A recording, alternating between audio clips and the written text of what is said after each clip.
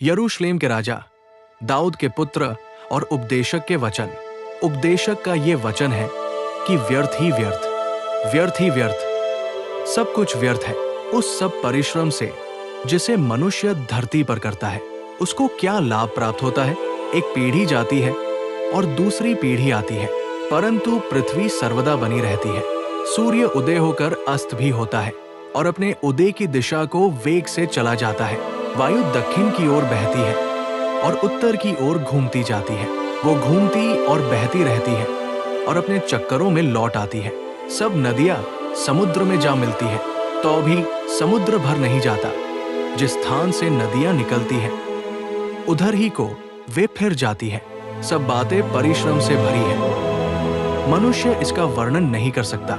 न तो आंखें देखने से तृप्त होती है और न कान सुनने से भरते हैं। जो कुछ हुआ था वही फिर होगा और जो कुछ बन चुका है वही फिर बनाया जाएगा। और सूर्य के नीचे कोई बात नई नहीं है। क्या ऐसी कोई बात है जिसके विषय में लोग कह सके कि देख ये नहीं है? ये तो प्राचीन युगों में वर्तमान थी। प्राचीन बातों का कुछ स्मरण नहीं रहा और होने वाली बातों का भी स्मरण उनके बाद होने वालों को न रहेगा। मैं उपदेशक यरूशलेम में इस्राएल का राजा था और मैंने अपना मन लगाया कि जो कुछ सूर्य के नीचे किया जाता है उसका भेद बुद्धि से सोच सोच कर मालूम करो। ये बड़े दुख का काम है जो परमेश्वर ने मनुष्यों के लिए ठहराया है कि वे उसमें लगे।